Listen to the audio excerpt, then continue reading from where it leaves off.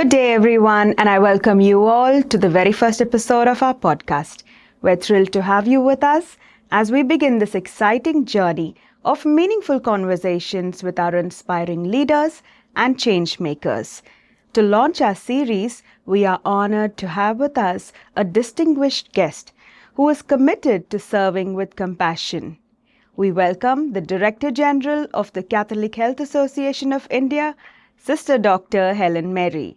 Welcome, Sister, and thank you for being with us today, for being our first guest on our podcast.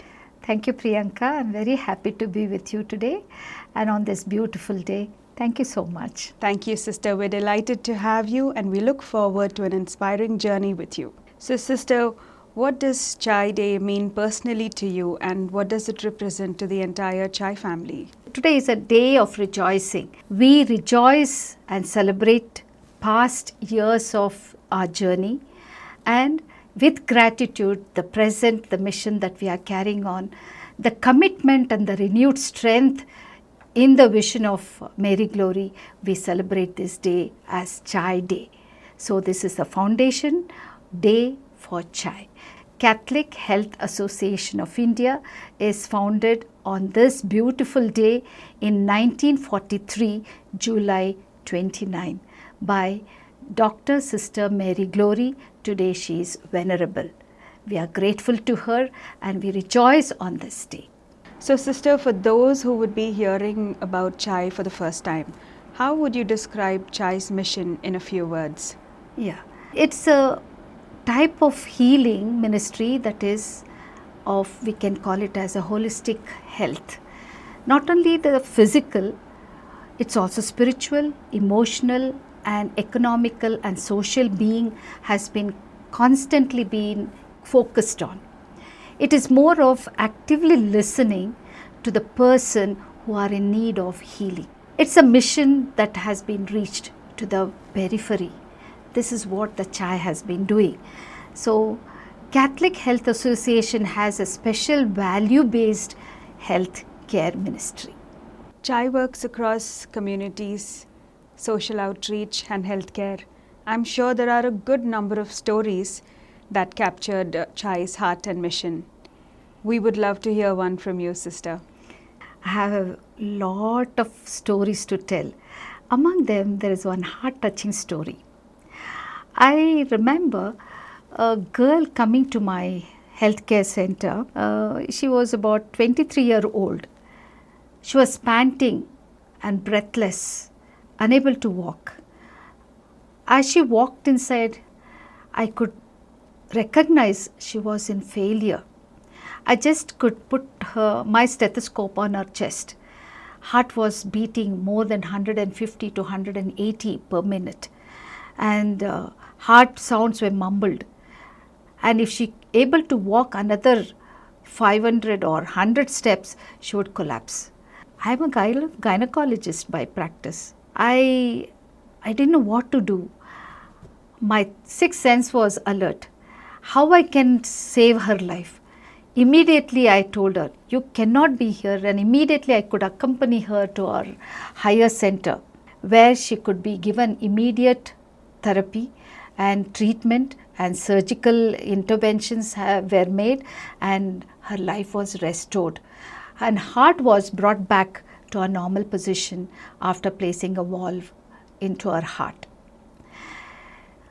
She came back after 4 weeks, walking happily, getting back to her routine work, and she was also married. And that was a joyful moment for me to get back her life, and this is a heart-touching story for me. So that's how I feel the Chai can reach out to the people where no one for them to direct them, take care of them, and make them live again. It's another life that we can give. Through Chai, many sisters also go through this type of heart-touching stories are there for them to tell, so many, and they have got life back to them and their life, their family, and they live a life that is been meaningful in future. So this is a heart-touching story that I can remember. Thank you, Sister. It is truly a heart-touching story. Sister, how important is collaboration with government, faith-based organizations, and local communities in achieving lasting healthcare outcomes? Yeah, Priyanka. So, if you collaborate with each other, our health system can grow better, and impact. It can bring an impact also to the people who are in need of this healthcare. So, I believe the networking together brings more meaning and impactful and lasting effect for healthcare system. Very true, Sister. Sister, as a director, what leadership values guide your decisions every day? As a director, I see three important values makes a director a much more meaningful and more impactful person. First is integrity. We need to be truthful to oneself and truthful for our mission and truthful for our relationship. So that integrity part is very, very important. Next is compassion. Jesus was a compassionate healer. So compassion is the one thing which really upholds in healing ministry.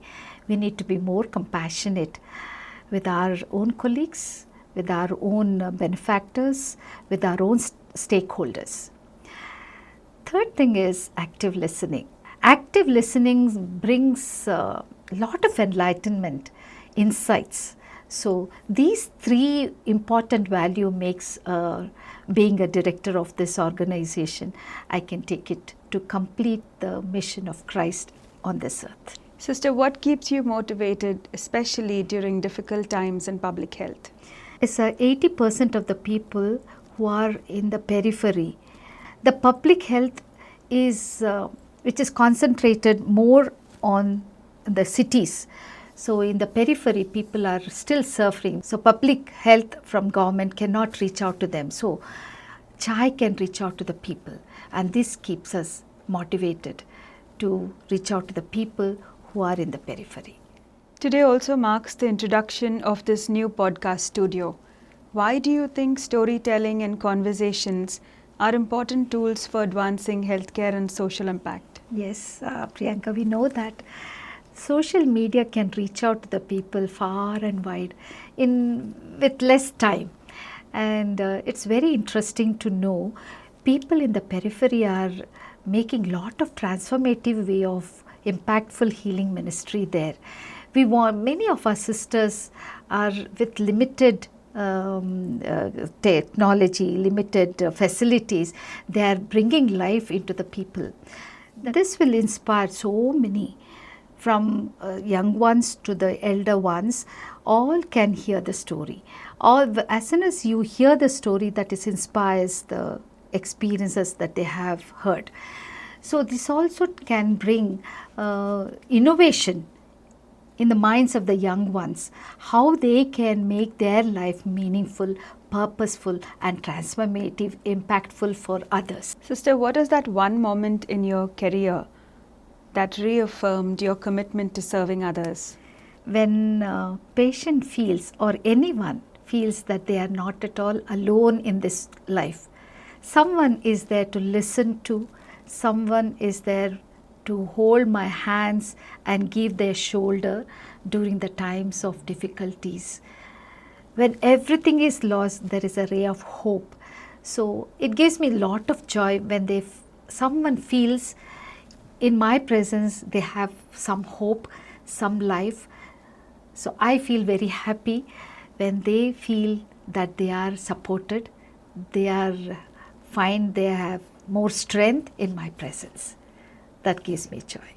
On this Chai Day, Sister, what message would you want to leave with the thousands of healthcare professionals, volunteers, religious congregations, staff, supporters, all who are part of the Chai network, and also to all those who are going to hear this podcast? The message is very clear. Let us serve the people with compassion and love.